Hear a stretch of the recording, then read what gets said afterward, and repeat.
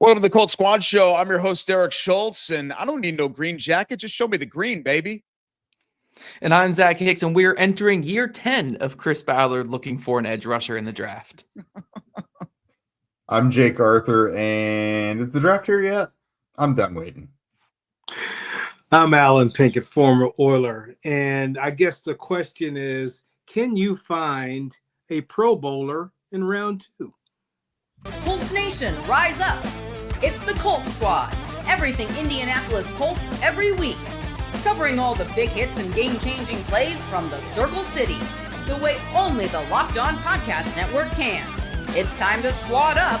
The Colts Squad Show starts now.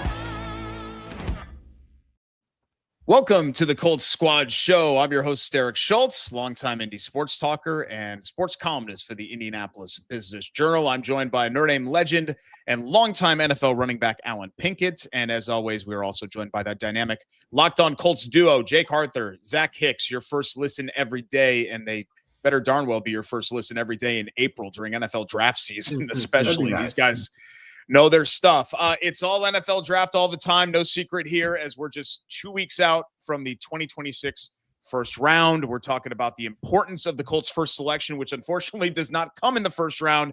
But in segment number 1, we're going to be talking about their pass rushing options in that round.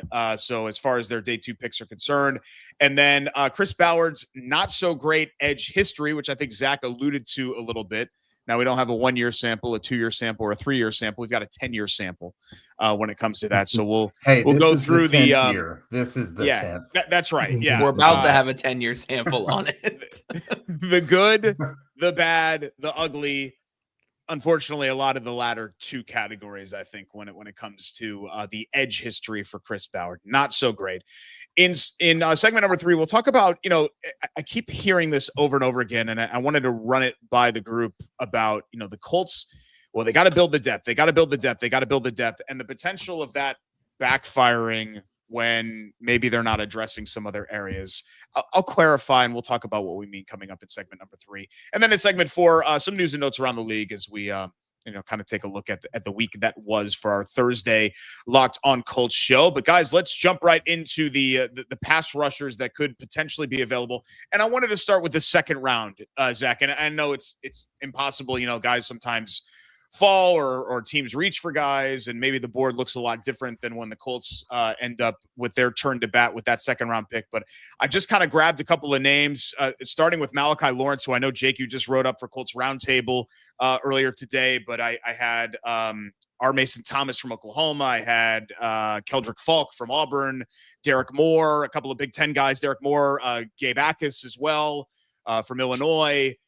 Any other names sort of come to mind? I'm not even talking about necessarily, these are the 5 guys that I picked that were great Colts fits. I just tried to find a couple of, a handful of guys that would be projected as second round-ish picks when the Colts were going to be picking with their first selection. Yeah, the big thing to keep in mind when you're looking at edge rushers that are there on day 2, it's like all premium positions, right? It's like trying to find an offensive tackle outside of round 1. There are going to be some fatal flaws that led to this guy being available in round 2 or round 3 of the draft at such a vital position. I guess you could throw quarterback in there as well, right? When you're trying to take a quarterback on day 2, it's like, okay, there's a reason why this guy is here. And just going through a couple of the guys that you mentioned there, Derek, like Malachi Lawrence, coming out of UCF, one of the freakiest testers we've seen at edge rusher, just looks like an NFL edge, moves like an NFL edge. So why is he going to be here in day 2? Well, he went to UCF, and the film is just so sporadic, so up and down. There's some flashes of brilliance in there, but is he a day 1 NFL ready, like base defensive end? Probably not. Is he a good enough pass rusher at this moment to be your answer as a rotational rusher even? Probably not. But if you can really develop him and marinate him in your system, this could be the best edge rusher in the draft in a couple of years because he is just so athletic and so talented. Quickly going through some of the other guys, R. Mason Thomas, just an animal with his effort and his ferocity on film, but very small and didn't test very well this offseason either. Of Oklahoma. Derek Moore, kind of a speed rusher, kind of a guy who is a one-trick pony where he's going to get on that wide 9. He's going to try to run through your chest and do what he can there. I think he's a fine player, but there are some limitations with kind of that one thing. And Gabe Akis, a guy who's getting a lot of buzz lately, a developed player, a power rusher, runs through your chest very well. I think got better and better as a pass rusher. Run defense, I don't think he can find the football currently on film. So there are reasons why these guys are going to be available on day 2 of the draft. And a lot of it really comes down to just pick your flavor. If you want to just swing for the fences and Malachi Lawrence is there, swing for those fences, go get him. If you want a guy with a very good power profile that, if you can just get him to find the football, maybe you simplify his role a little bit. Gabe Akis makes a ton of sense for the Colts. If you want just a superstar run defender that just does not have the traits to be a great pass rusher, but you're going to get a really good base down end, Zion Young out of Missouri makes a ton of sense. If you want a guy who played inside linebacker his entire career and moved to edge this past season and showed some really good traits despite having no clue how to rush the passer yet from that, I think Jayshon Barham out of Michigan is another really good option there. So there are a ton of different options the Colts could go with here on day 2 of the draft, but so much of it just comes down to pick your flavor. And I'm going to quickly say this because I know I've been taking the floor for a little bit here, but when I look at the makeup of the Colts edge rush room right now, I think they need like a starting defensive end. They need like a base starting defensive end in a draft class that does not have many good run defenders.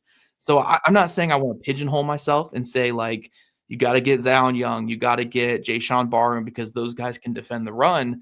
But also, I don't really know who starts at defensive end if you draft a Malachi Lawrence. I don't know if he could start day 1 with his run defensive issues right now. Gabe Akis, I think, projects well to be a good run defender, but it wasn't there in college. Are you putting it all on Jalen Tuimoloau then as your starting defensive end? So there are a lot of things the Colts have to consider, but part of me is looking for a guy that I can play on early downs because run defense is so vital nowadays in the NFL. It's kind of getting back to when Allen played football back in the 90s, where it's like running the football is in vogue again. It's important. Teams are coming out here with 6 offensive linemen, 13 personnel, and they want to run the football. You need to be able to defend the run. Like, you want to swing for that high upside pass rusher, but you have to defend the run nowadays, and you can't have liabilities at defensive end. So in a draft class where, like, yeah, R. Mason Thomas was a good run defender in college, but short arms, smaller frame, didn't test super well. It's kind of concerning to see how that translates. And some of these other guys as well, like I mentioned with Akis and Moore and all them, it's hard to find that run defending defensive end. So maybe you go that direction. Keldrick Falk, if he's there in round 2, he's like a defensive tackle / defensive end, but huge, very good run defender. So he would help in that regard if he's there. But a lot of options. Pick your flavor. I guess I'll throw it to Jake, and he can talk about some of the flavors he likes in this class. Yeah, I think Keldrick Falk among like the first round edges is a guy that gets lost in the shuffle a lot because there's so much debate between Bailey and Reese, and where does Ruben Bain go? And then you have like Cassius Howell and Keldrick Falk are the guys that just don't get very talked about very much. The good news for the Colts needing an edge rusher, even though, like Zach pointed out, there's really no one that fits perfectly and fits the urgency of the position. I think there's going to be more available this year than last year. Last year, by the time the Colts picked, there were very few edge rushers taken. That Donovan Ezeraku was a guy who got some first-round buzz and was taken right before them. They, of course, then took Jalen Tuimoloau, who's the second edge. And then after that, it was like Nick Scorton and Ola Oladejo to Tennessee. So it wasn't a very poppy edge group in the second round last year. Much different this year, and a big variety of guys. I do think there's the possibility for some of these guys who are widely considered to be first rounders to be available in the second round. TJ Parker is a guy that's been thrown out there a lot as a potential second rounder who does make sense. Good power profile, has been productive, but took a dip in productivity like everybody at Clemson did last year. He, I think, is probably your best case scenario. There's a couple widely regarded first round guys, though. Cassius Howell, who didn't test elite, and he's got very, very short arms, like historically short, if I'm not mistaken, Zach. Yep. I see an avenue for him to go into the second round. Don't know how well he fits the Colts, but he's someone who is pretty highly regarded. And then Akeem Mesidor. That's someone who he's 25. He, a couple years ago, tore ligaments in both his feet. And so even if you pick up the 5th round option on him, he's going to be 30 years old at that time. So he's a very, very good player, as you would hope, being in college that long. But, is anyone going to be knocking the door down to make sure they get this guy top 25, top 30? Like, he could be there. And then there's the guys we all know about: Zion Young, Malachi Lawrence, Gabe Akis, R. Mason Thomas, and then Derek Moore as well. So the good thing is they have options. I think most realistically, your high-end TJ Parker's there, but you might wind up going and getting yourself a Zion Young, even though I think his stock has very much been like top 40 lately. Malachi Lawrence has been going up as well. I think Gabe Akis is probably the one who is most likely to be there at 47. Even if you trade down a few spots, you might be able to get Gabe Akis. So it's almost foolproof. You can get somebody. I just don't know that somebody is going to fit perfectly. Right.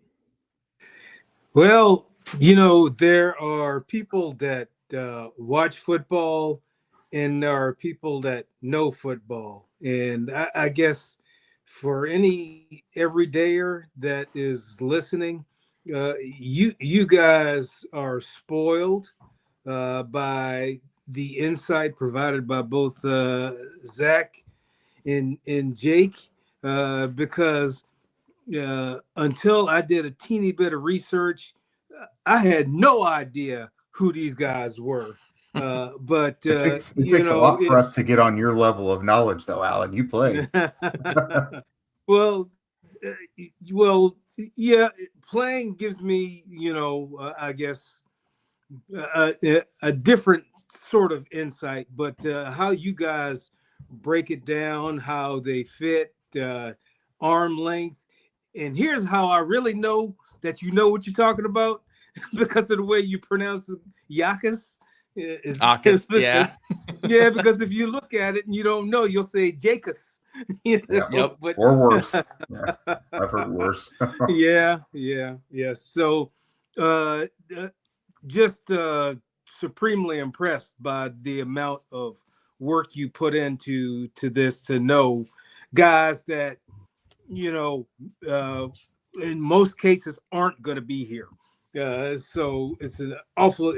I remember when I would broadcast how I had to learn so much about that team, and then after the game was over, how the hell do I flush all this out of my brain? I can't get this out of my brain. I don't need to know anymore about this defensive end that used to wrestle bulls in the offseason, but I couldn't get it out of my brain, and I didn't get a chance to say it on the broadcast because the sucker didn't make a sack. But anyway. Well, Alan, I guess I want to ask you, I guess, in this regard, where when it comes to the draft, you don't get into the weeds as much as like Jake and I do. But how do you view it when you have guys like, like Malachi Lawrence, for instance, like a very athletic, somewhat productive player at a smaller school, and you're comparing them to like a guy who was productive at a bigger school, but we always talk traits, long arms, great. Like, how do you view it as someone who not only played in the league, but also has been broadcasting for a long time, like the projection versus like what a guy probably already is right now? Well, you look for certain skills, and I mean, level of competition does matter. But I think back to when I was playing, a guy named Charles Haley, who came out of a school like James Madison. He was a pretty skinny kid then, but somebody had an eye on him and knew that, whatever he possessed was something that was going to work on the next level. So you do look at certain traits, and then I think that's where some of the metrics come into play. 40 speed, shuttle speed, watching them go through different agility drills, to be able to see if they have the right type of movements. Are they coachable? So a lot of times I would favor someone who has played at a larger school who's played against better competition.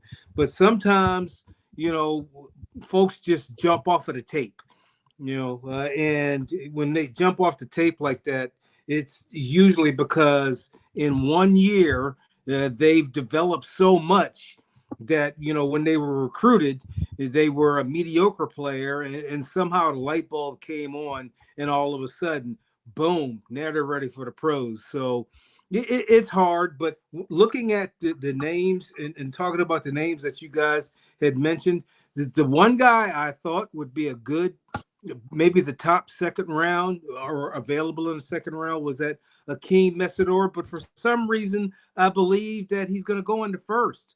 Yeah. I think I think he's got more value because he was on a team that went to a national championship, and these GMs and scouts, they put a lot of weight into teams that go all the way, because now you're not just talking about a team that played 11 games.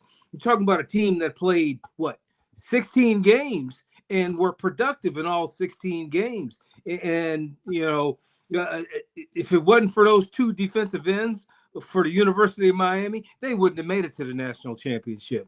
So to me, they have more value. And I hear what you're saying, Jake, about dude's already 25. So by the time he gets to that fifth year, he'll be 30. But he's playing like a grown man now, which may give him even more value. He didn't have to, go from being a kid to being a grown man. He's already a grown man. So that would be who, if he was available. I think that's the guy, if they were going after edge, Akeem Mesidor. But he's the one that stands out to most to me. But I don't think he's going to be in the second round. Yeah, 25 years old, highly productive in his last 2 years, had a bunch of injuries early in his career of college.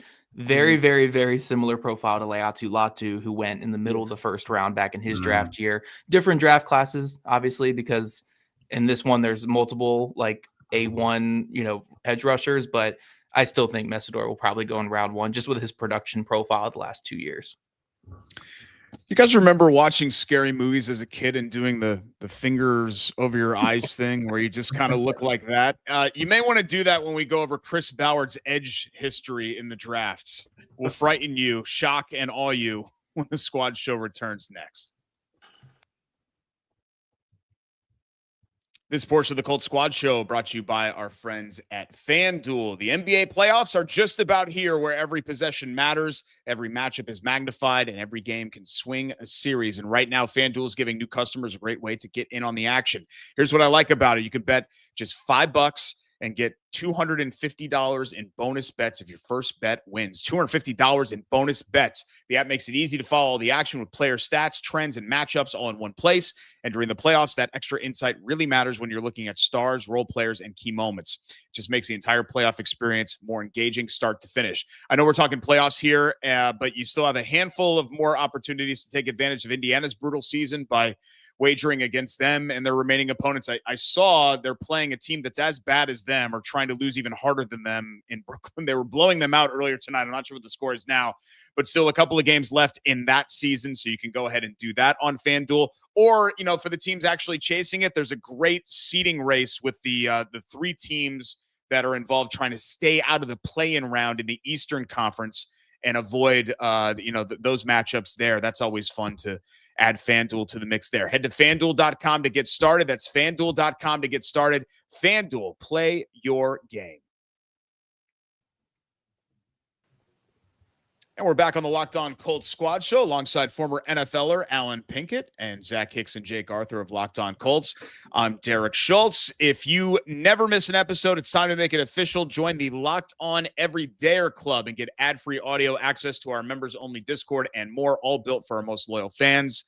LockedOnPodcast.com/Everydayer Club to join, and it's a lot of fun. So, guys, take advantage of that. We'll get back into the current draft situation a little bit later on in the show because we kind of ran against time there, and I have some other things that we all want to kind of discuss about the Colts and their day 2 picks. But let's go back and look. Like I mentioned, I don't think it's any secret. Chris Ballard has had some hits in the draft. Chris Ballard has had some misses in the draft. The hits largely have not come at edge. The misses largely have come at edge, and it's not been the best track record in the world. And I think what is so, when you really sort of go through it, Zach, and we've talked about this in previous episodes, but just to kind of like, I actually just typed it out, with the round and then the overall pick, to see the amount of draft capital that they've put in that position. I mean, Latu a couple of years ago as their first pick and the first defensive player off the board. That goes without saying, but another one on Kwity Paye. And then most of these other guys were top 50 level guys. Kamoko Toure, 52nd overall. Ben Banogu, 49th. Dio was 54th. J2 Tuamoala was 45th. You go on and on and on through this list. And, for all that they've given, what they've gotten certainly has not been what they have hoped for. Yeah. And I'm not trying to defend Chris Ballard by any means here. And I know it's going to come off that way for everyone who's just tired of Chris Ballard at this point, but I think the process has been mostly correct, right? Like, you want to keep spending at that position. It's a premium position. If you're going to spend premium assets in the draft, you want to keep spending them at edge rusher. Edge rusher is a position that you want to keep adding to. So I think the process of wanting to add edge rushers makes sense. And I also don't think he's been pigeonholed into taking like the same guy over and over again, right? Like, we see that with some GMs, right? Where they have that type, and heck, I've made a lot of my living in this industry as being a guy who has identified Chris Ballard's types. But when it comes to edge rusher, he has changed quite a bit. I mean, you look at Ben Banogu and Kamoko Toure, right? Were not like kind of productive, but not super productive players in college who were hyper athletic, bendy speed rushers to the outside. Those just completely whiffed, right? So then he goes for the Kwity Paye, who was an ultimate project as well, but like the traits were just otherworldly, right? In Kwity Paye. I mean, he ran like a 6'5" 3-cone. It is absurd what he was doing. And that was a big projection, and it just didn't ultimately work out, right? So then he starts taking more like NFL-ready guys, right? Jalen Tuimoloau, who was a fifth-year senior who had played in the college football playoff, long arms, power profile, looked like he was ready to go from day one. And Laiatu, a 23-year-old rookie pass rusher who had, 25 sacks in his final 2 seasons or whatever it was, right, in college. And it's all kind of just been the same result regardless of what direction he goes. So it's kind of just the way the draft goes. It's just unfortunate that a lot of the misses have come at such a premium position. And I kind of go back to remember what the stigma was on Chris Ballard early in his tenure from like 2017 to 2020 before Michael Pittman Jr. was selected. It's like he can't draft wide receivers. Every wide receiver he drafts, like whether it's a late round guy, whether it's an early round, someone like Paris Campbell, he keeps missing at wide receiver. And then he went on that stretch of getting Michael Pittman Jr., getting Josh Downs, getting Alec Pearson here. And now it's like, oh, he's pretty good at drafting wide receiver now. So it's just kind of how the draft runs. You run hot and cold. A lot of it is a guessing game at the end of the day. You do as much work as you possibly can, but you never know what a guy's going to look like at 25. You can try to project it all out and hope that a guy at 24, 25 is a star and ready to go with your franchise. But you never know. It's just unfortunate the way it's worked out at edge rusher. And I would be so much more critical, I think, if it were just the same type of guy that he drafted over and over again. If he kept drafting the Ben Banogu profile over and over again, if he kept drafting Kwity Paye profile of unproductive guys, but he keeps trying different ways. I mean, it's so funny too. And Jake and I joke about this a lot. And I'll throw it to Jake after I say this, but Jared Verse was very much his type of pass rusher going into that Latu draft, right? Everything from the explosive numbers to the arm length to I think he was not super young, but he was a little bit younger than Latu as well, while also being like a Senior Bowl guy. So like everything fit what Chris Ballard had looked for in the past, but he decided to go with the hyper productive player in Latu, something he had never done. And that was the one time it went the other way, right? Where the hyper-productive guy is probably not as good as the other one. I know last year it got a little bit closer between the two, but it's just the nature of the game. It's an unlucky business sometimes. And because we have so much data on Chris Ballard as the Colts GM, we keep just adding more tallies to this. But I think the process has been good. I like that he keeps throwing assets at it. It's just they keep missing. And that's, it's at the end of the day, it's a results-based business. And the more misses you have lead to you getting fired. And while you could say that you have a good process with it by keep going after the premium position, you have to eventually get the results or you're not going to, I guess he's staying in his job for a long time, but most GMs are not going to stay in their job for a long time if you keep not getting the results with it. Yeah, I've got someone on Twitter right now who keeps saying that it would be a bad idea to draft an edge just because he doesn't think Chris Ballard could do it. And it's like, see, you can't do that. Like you have to keep trying. Like you can't solve all your It's like problems quarterback, just through right? free Just on the other side of the ball. Yeah. You just Well, have to it's keep like doing people. it. Imagine if they had that mindset with Alec Pierce, right? We don't draft Yeah. receiver because outside of Michael Pittman Jr., we have not been able to draft receivers correctly. Right. And you don't draft Alec Pierce, who now is making a ton of money for you. So yeah, you can't have that mindset. He's had the right mindset. He hasn't been scared of taking edge rushers. It's just, I mean, I think Latu can be fine, but like he's missed a lot. I like Latu. I think he's productive. He's just not where everyone wants him to be. But like Chris has tried just about everything. Like you look at taking Kwity Paye and Dio back to back. Now, granted, Dio was coming off an Achilles, but he would eventually come back from it. And he did fully come back from that Achilles to the point where it wasn't something you thought of anymore after a year or so. Taking those two absolute super freaks back to back, one of them should have panned out. The fact that neither of them really became stars, it's kind of an outlier. And then Latu, the first defensive player on the board in that draft, super productive with a deep pass rush bag, mind you. It's not like he was a raw pass rusher. His tape was the best pass rushing tape out there. And then, I look at Terrell Basham was a modest move in the third round, should have been a decent third round pick. I didn't love the Gary Green pick back in that era, but like the Titus Leo swing was that was an upside swing very late in the draft, and that obviously didn't pan out like most seventh rounders don't. But the guys tried everything at like all stages of the draft, different like flavors of it. Just you get bad luck, and something no one ever talks about is probably the fact that this contributes to it. I've got to imagine defensive line coach is the highest rated turnover on this staff, is it not? Like, yeah. Have they had a defensive line coach for more than 2 years in a row? I don't know that they have. So they get new coaches in there all the time on the defensive front, oftentimes coming from the college level. I mean, they have Marion Hobby coming in from the NFL this time, even though, again, just took a pit stop in college. So we'll see how that works. But I've got to imagine the rapid change of defensive line coach has got to play a role in this as well. Yeah, and one thing I want to add real quick before we throw it to Alan is not all of these edge rusher draft picks have been complete airballs, right? I know that they feel I've liked like a lot of the picks. Well, I think it's because like they feel like they've all been absolute misses because they never became that star player for the Colts, right? And I understand it, right? You want that star player at edge rusher, but like Kwity Paye and Dio Dangbo are both making over $20 million a year in the NFL, or I think Kwity Paye is making like $18 million a year, whatever it was, and Dio is like just over 20. Latu will make over like $20 million a year in a couple of years as well with his projection that he's going on.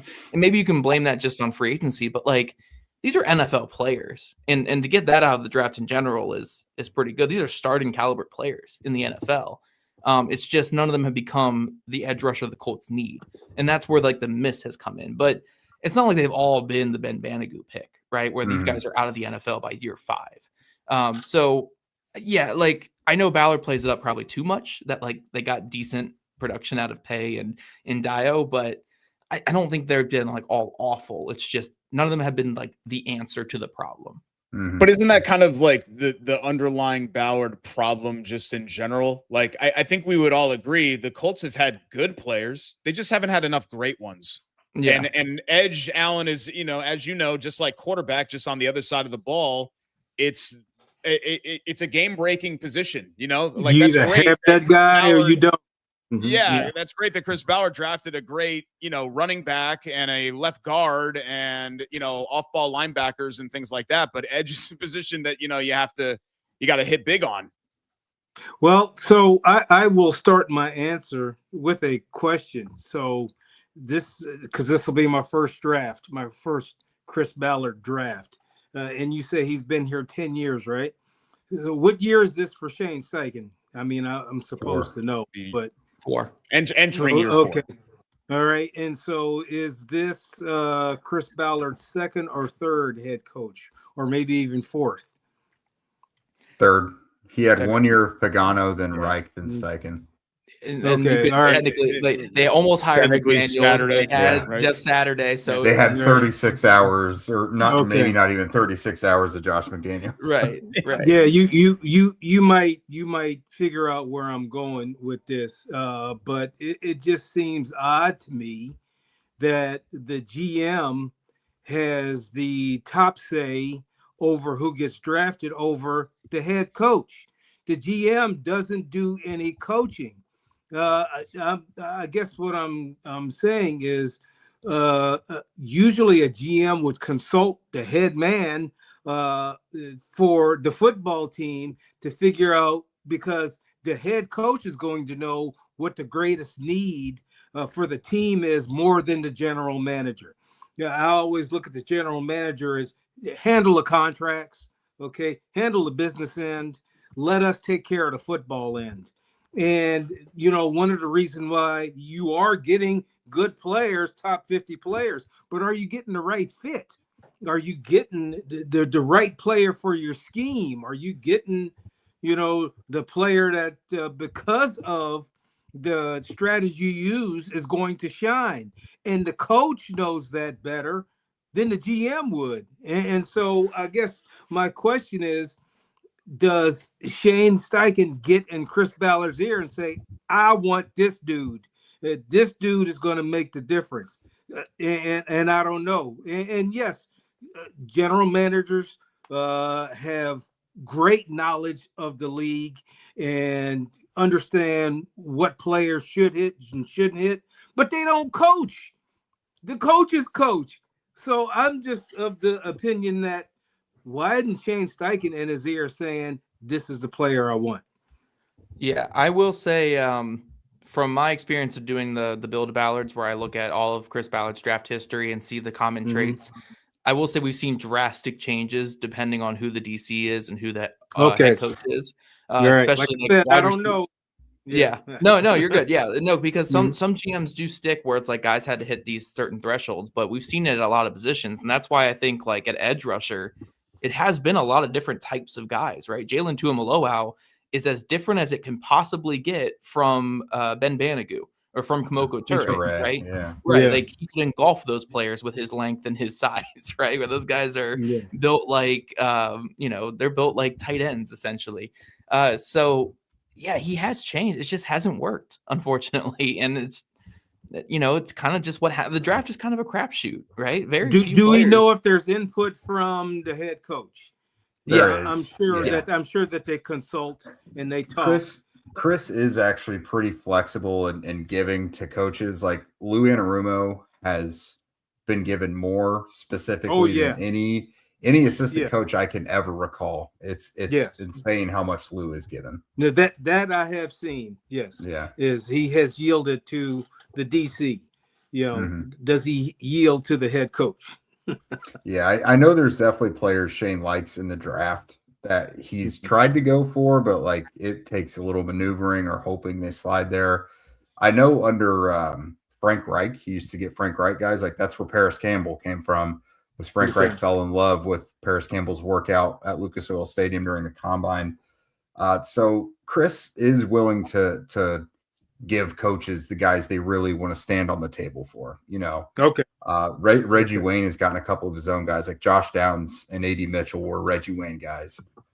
So I think Ballard is pretty good with that.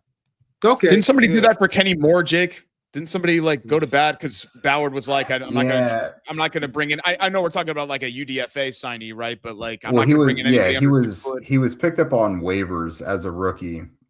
Kenny was, and he was like real apprehensive about it, but someone convinced him otherwise. Was it Jamie Moore? That was one of Jamie Moore's. It might have been, because Jamie Moore was Southeast at the time, and Kenny came from Valdosta, so it was probably Jamie Moore going to bat. Yeah, that was one of Jamie Moore's big hits before he became the bigger name that he is in the organization, I believe. For sure. Gotcha. So that's good that it is the sign. People are going to get mad because when they listen to this, they're going to be like, there's the Locked On Squad show, cape it for Ballard. But it is the good sign. Zach, you mentioned process to have these open dialogues and conversations, right. because clearly there have been general managers in the past that have been my way or the highway. Right. A lot of the way you can summarize Chris Ballard, I think, is the process has mostly always been right. It's just the results haven't been there. And eventually you do have to judge off of results, but I never really think the process has been awful with him. It's just the results have not been there, and that's just part of the game. The Colts are working on building their depth, but they need some starters. How big of a problem is that? We're going to talk about it when the Colts Squad Show returns next. This portion of the Colts Squad Show brought to you by TurboTax. It's tax time, but for a lot of us, the old way of doing taxes is a lot. Try to book an appointment that's not the most convenient, sitting in a waiting room with a stack of papers, emailing back and forth, and wondering if they really get your situation. But this year, you're getting a major upgrade. Intuit TurboTax now has in-person locations nationwide. You can meet face-to-face with a real tax expert, and your documents get uploaded straight to your TurboTax app on the spot. And just like that, you're done. Your TurboTax expert works to get you every dollar you deserve while you get real-time notifications as you go about your day. It's the relief of walking in, meeting a real person, and walking out knowing your taxes are being handled right. Head to TurboTax.com/local. That's TurboTax.com/local to find a store near you and book your appointment today. We're back on the Locked On Colts Squad Show. Alan Pinkett, Jake Arthur, Zach Hicks, Derek Schultz. Happy to say my taxes are done. Thank God for that. The TurboTax just reminded me of that, and that's a weight off your mind when you go ahead and knock that out. Just in time, what are we, April 9th? So that's kind of how I roll. I'm sort of a last-minute guy when it comes to that. Let's go on a government rant about federal taxes right now, Derek. Let's just turn the show into that. That's what a people 50th minute mark. In the 50th minute, we'll hide that in there. Yeah. My dad would tune in for that. Yeah. So I saw this earlier today, and I understand this approach because when you don't have a first round pick, I think you are thinking about this. But I was reading guys, forgive me because I did read the Indy Draft Guide and all of that, but I read a lot of other stuff too. And I saw a national a person write about the Colts draft class. Well, this is a chance for them to continue to build out their depth. And I'm just thinking to myself, well, God, we just went through free agency, which was a chance for them to build out their depth, right? And now, okay, great. We've got a draft class for building out our depth. And now, you're kind of in a position where, yes, depth is good, but you need guys in front of your depth pieces at a couple of these positions. And Zach, we kind of ran out of time in segment number one, but I wanted to sort of shift it back to that in a way because we've focused a lot of our episode here on edge. As you mentioned, they need a guy that can come in and step in and complement Latu right away. I'm not even talking about, they need a 12-sack guy at that position. Nothing like that. Just somebody that can start. Because I think we all agree that Tua Moala's likely not that guy unless he makes a gigantic leap in Westfield to be that player in 2026. And do you have to approach the draft class if you're Chris Ballard and company that way, where instead of maybe leaning towards, and you mentioned he's kind of moved all over the board, but instead of leaning towards like the traitsy projecting out a ways prospect guy with a day 2 pick, maybe somebody that has perhaps a lower ceiling, but you're more confident can come in and play meaningful snaps next year because that's what the Colts need. To a degree, I think it's a great question. It's a great conversation to be had in the room for the Colts because couldn't you say they did that last year with Jalen Tuimoloau, right, in round 2? And you barely got any snaps out of him because he wasn't ready to play. Because here's the thing with the draft, whether it's high ceiling, low ceiling, high floor, low floor, whatever it is, they're all projections. Every single player. The first overall pick is a projection. The 256 overall pick is a projection. So I understand it to a degree where it's like, hey, this guy can give me snaps day 1. I think there's a high floor. We use high floor a lot. I said it a lot in the draft guide. Jake said it a lot in the draft guide, right? High floor, high ceiling, low ceiling, all that. But all these guys are projections. There's always a place you want them to go because currently the current status of what they are, especially after they're getting done doing all of their 40 workouts and their vertical jump workouts. These guys aren't even in football shape right now. They're in workout shape currently. So they all have this like molding to get into the player that you want them to be. So yeah, there are times where it's like, yeah, you want to just get a guy who's ready to go from right now, but sometimes it can bite you in the butt like it did to a degree with Jalen Tuimoloau last year, right? Where he was this high floor, low ceiling guy. And I didn't even see much of a floor last year because he barely played, right? Yep. So I think at the end of the day, it's all about the comfort level you feel with your draft pick and where the guy can be, because it's so hard to thread that line, right? Where it's like drafting for now over the future, because you see it, we see it with the Colts right now, right? One draft class where it doesn't pan out turns into, we have too many holes we can't plug in with this draft a couple years later, because you constantly need that next man up to be thriving for you in an organization. You need to have this steady influx of young talent on cheap contracts to be able to keep a fully fledged roster, right? And what we're seeing right now with the Colts is, I mean, again, like a second round pick is probably the only guy you can expect a day one starter out of at best. And they have like 3 starting needs, right? With wide receiver, defensive end, and linebacker. So it's hard to feasibly say we're going to get starters at each of those positions in a draft where your first pick is in round 2. And then you're putting a lot on the plate of a 3rd rounder, putting a lot on the plate of a 4th or a 5th rounder as well. So I don't know what the right answer is with this, with the Colts. I have gone back and forth, Derek, where like Malachi Lawrence, I think, is a great example of this, where if you think he's got the highest potential in the class and he's there at 47, you probably got to take him. But like, does he fit what you need right now in 2026? Probably not. So how do you weigh that out? Do you just still swing for the fences, or do you get a more NFL ready guy for this season that you need to win games in? I think it's a debate they're going to be having for the next couple of weeks here. And I don't know. I think I'd be fine with either answer. It's just, we're going to see what that answer is here at the end of April. Yeah, I think the result's a little backwards here because, again, you want to ensure you have starters through free agency because those are established veterans who you know who they are, which allows you to draft guys even in those same spots, but it gives them the time and patience to grow and develop and not have to be thrown into these starting roles. And their 3 biggest holes right now are starters, and they're difficult even for first rounders to come in and start at. That's edge, base edge, Mike linebacker, and outside wide receiver. For them to get a starter out of any of those is going to be pretty unlikely. They're going to be probably committee on all of them. Maybe they can get a starting Mike if you get like a Jacob Rodriguez or someone, or I don't know if they really are comfortable with moving Akeem Davis-Gaither to Mike. And then if you get, I don't know, Kyle Lewis, or if you think Jake Golday is more of a will or something, like there's stuff they can do at linebacker to make it work, but you're probably not getting a great starting edge anywhere in the draft right now as a rookie. And then you're almost certainly not getting one at receiver.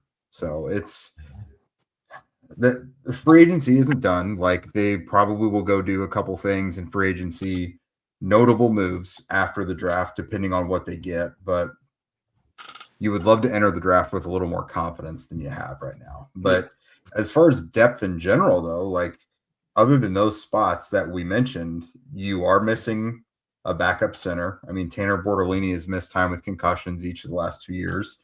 You need a swing tackle. Corner is pretty loaded until guys start dropping like flies, if that happens again like last year.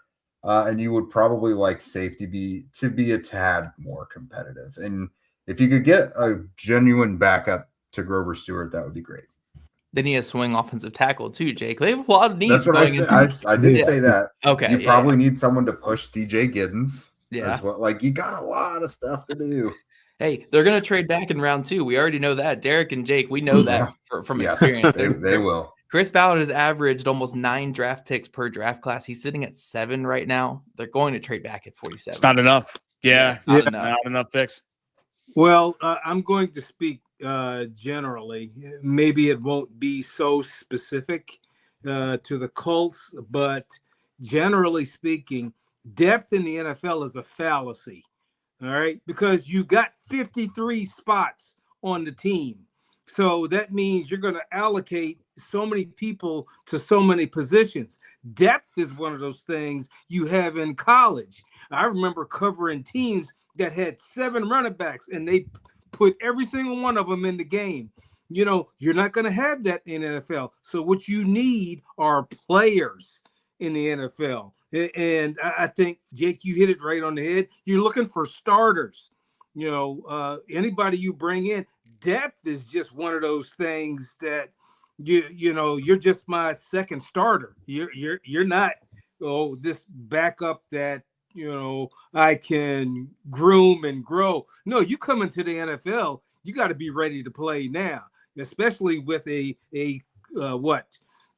career expectancy of 3.5 years. You got to come in ready to play. So from a coaching standpoint, you're looking for players, for starters. So building depth in the NFL, can't do it because you don't have enough spots on the roster to try to accumulate depth.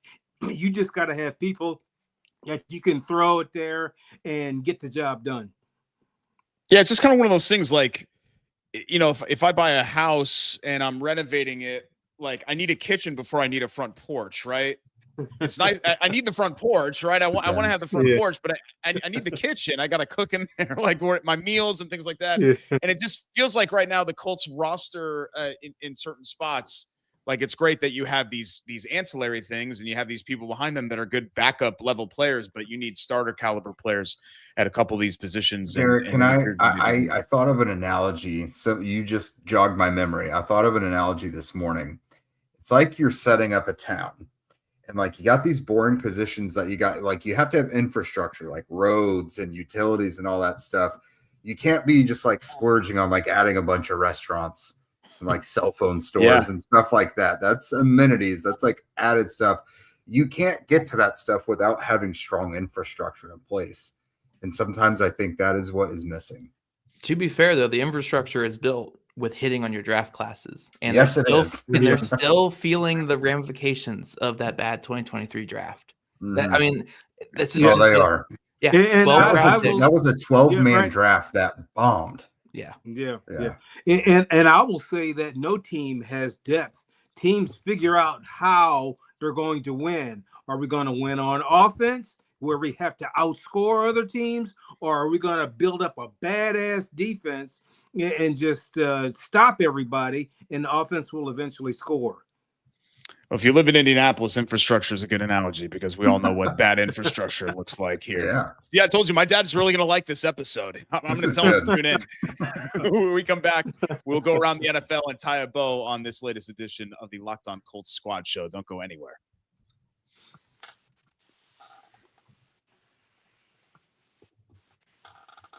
Back for a final time. Locked On Colts Squad has assembled. Alan Pinkett, Jake Arthur, Zach Hicks. I'm Derek Schultz.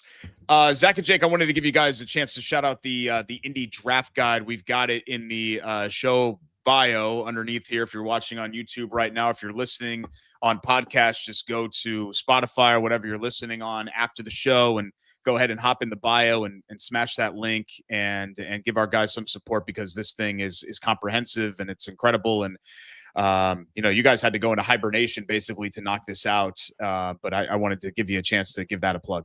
Yeah, no, and I want to give the biggest shout out to Jake Arthur, obviously right here, Destin Adams, Jay Robbins, and Noah Compton for, we had to make some changes to the Indy Draft Guide this past year. It's something that we've done the last couple years, and it wasn't going to get the same support that it was going to get in recent seasons. So I had to grab this group of guys up with only 2 months to spare, and these guys had no experience doing a draft guide like this before, and them being able to roll with the punches and deal with my pestering to get it all done in the way that we did, in the time that we did.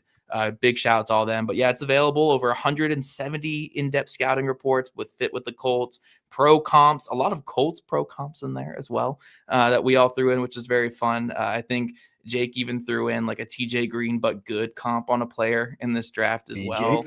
Yeah, so we had a lot of fun with it. But Indy Draft Guide is available. Make sure you check that out in the show notes below. And when I saw this earlier today, I was just kind of going through, NFL news, and it's a little bit quiet right now, right? Because everybody's prepping for the draft. So it's all projection stuff and things like that. But I'm going through some mock drafts and things like that. And I've started to see, Jeremiah Love forever has been considered a lock first round pick, but now he's getting like locked into the top 10 and potentially like even the top 5. And apparently this is relevant to our audience because they share the AFC South, and it's the one team in the division that the Colts still consistently beat. Sorry, no offense, Alan, but this is two ties to you. Your Notre Dame ties and then your Titans ties, because I'm seeing a lot of buzz about Jeremiah Love going number 4 to Tennessee.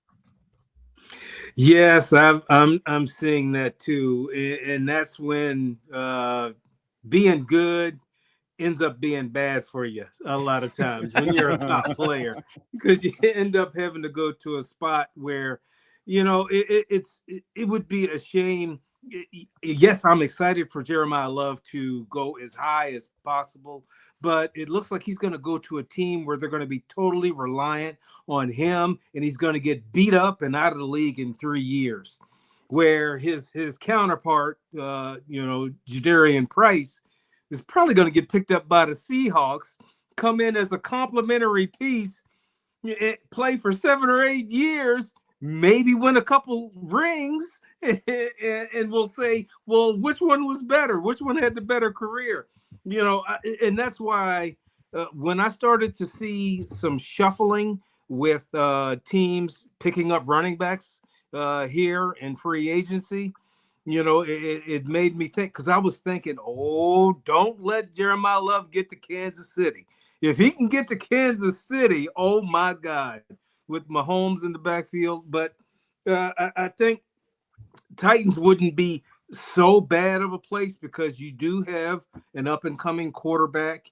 So if you have the quarterback position solidified and he can improve a little bit, they won't be as reliant on the running game. And I think contemporary NFL now is, you got very few teams who just have one horse that they lean on.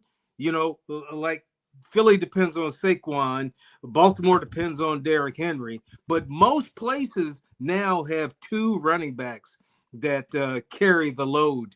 And I think that Jeremiah Love would be served better if he could go to the places where he could be one of 2. But going to Tennessee right now, I'm not. I don't have a great outlook, because I know he would get beat up there. Yeah, and I don't want to make too many. We're not a Titans show, so I don't want to go too long on the Titans here.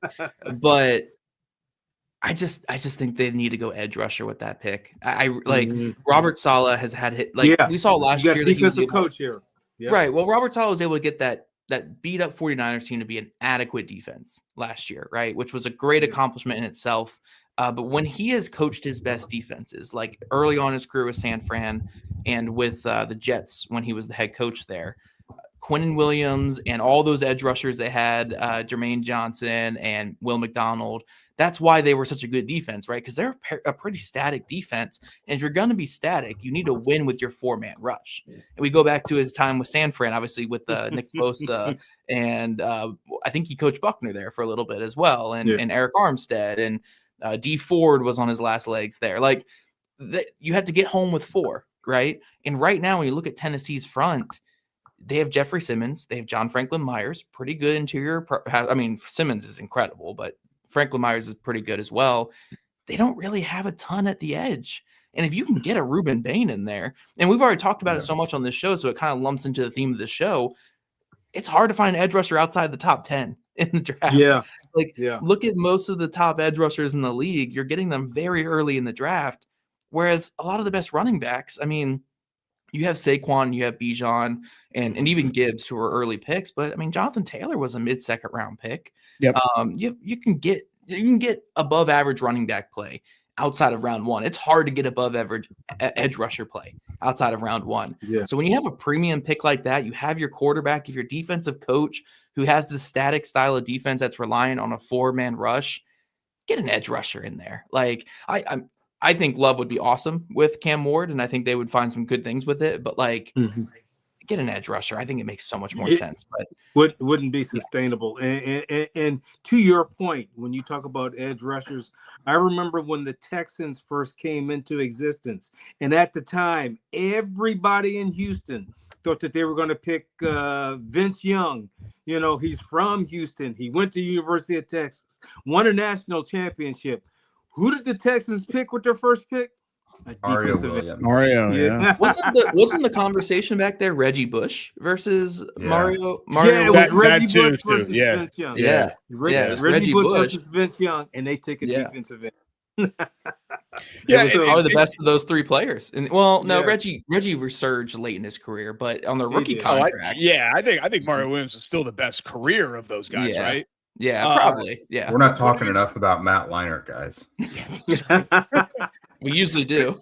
It is interesting, Jake. You know, we're in a situation here where the Colts don't have a first round pick because they traded it in a big deal, Sauce Gardner, right?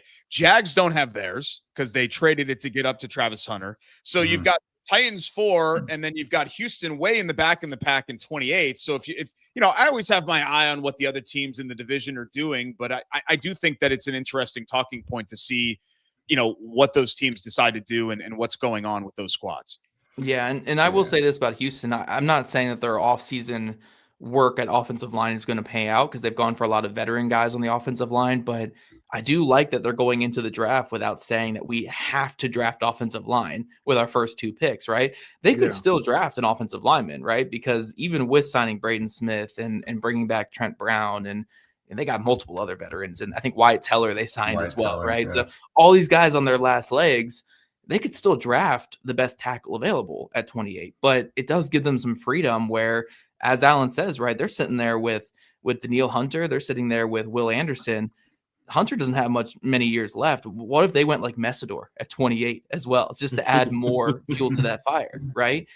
Now they're not pigeonholed. And I think like this is why the Texans have got this leg up on the Colts in recent years, where Chris Ballard, I think, again, most of his process has been fine as a GM, but missing on draft picks and going into the draft with holes, we don't see the Texans really ever do that. Like the Texans hit on every draft pick they ever have the last like 4 years. Every single pick turns into gold, and they don't go into the draft with holes, even if it is guys who are probably washed up and guys who maybe won't be like solutions for them.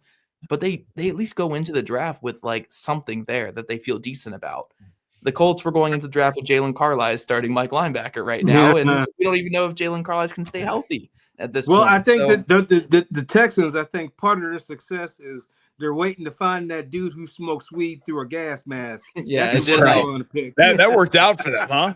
That worked out like that. Well, remember they didn't even draft him though; they got him after Miami drafted him. Right. But yeah, It's funny how that ended up happening for them. But you know, when we talk about just kind of going into this time, and you know, we're 2 weeks away from draft night and smoke screens and all the talk that ends up happening, and you know, shows like this one, I mean, we're all kind of in the same boat, right? We're looking for content, so we're reacting to things. But you know, just kind of the general disclaimer, am I right in saying this, Zach and Jake? Like, be very careful what you see, what you hear, really, especially on Facebook, but that's true 24/7, 365, not just around the NFL draft, but because, you know, as we creep closer and closer to that, I think people just sort of get bored. And I swear that some of this stuff just kind of comes out of nowhere.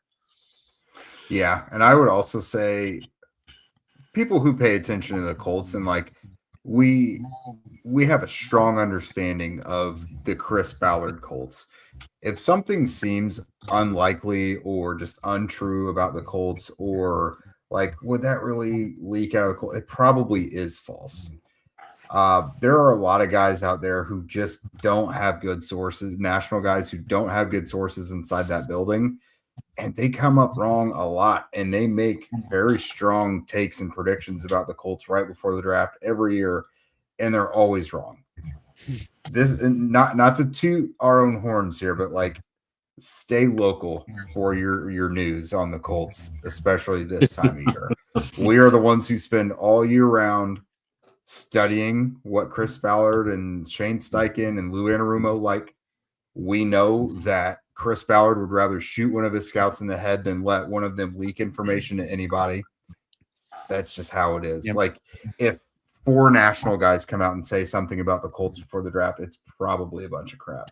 Yeah, I will say, I think we all kind of got surprised by the Latu selection, right? Yeah. Because it was very anti what Ballard had gone in the past. But I think of the last 3 drafts locally, right, in the Indy media market, so not just us, like I'm not even trying to just to pat ourselves in the back here, but I think almost everyone in this market had the Tyler Warren selection and Anthony Richardson selections before. Like, who in this market Jake, was predicting any other quarterback but Anthony Richardson 3 years ago? Some people were trying to say Levis, but right, not really. I know market, though. We have Stephen Holder on every year, and it was a clean sweep. You, me, and him all predicted Anthony Richardson like the day before the draft, and we had been talking Anthony Richardson for a while. Yeah, and then last year, I mean, not even just Colts media guys. That was a layup. Colts fans were saying it since September of last year that Tyler Warren was going to be a Colt. And even as we got, because the rumors go flying in draft season, right? They could go this way, they could go that way. Did anyone ever break from Tyler Warren throughout the whole draft season? Jake and I were trying to find content to not talk about Tyler Warren every day because we knew it was going to. The question was more so, would he go before the Colts pick, right? Because if he was there, we all knew he was going to be the pick. We started to talk Colston. We thought we were going to have to talk a little bit of Colston Loveland because Warren would be the first tight end, and that Colston Loveland would be the Colts tight end. But it flip flopped. So it was always going to be a tight end, probably Tyler Warren. But I mean, even with the Latu year, it was a surprise that it was Latu. But we had mentioned Dallas Turner making a lot of sense, potentially Jared Verse. Latu was just the one who was least Ballardy of the edges, and that's the one they went with. And it would have been Dallas Turner if Atlanta didn't take Michael Penix Jr. at number 8, and they went with their original guy they were going to take, which was Latu. Latu should have been top 10 to Atlanta, yeah. Right. Thanks so much for joining us. Latest edition of the Colts Squad Show. We appreciate you being here. We'll be back with you Tuesday night at 9 p.m. The draft content will keep burning hot, so keep it locked on Jake and Zach every day on Locked On Colts. Be sure to follow at Locked On Colts on socials and check out our other great content on YouTube and TikTok. And we will see you next time right here on the Squad Show.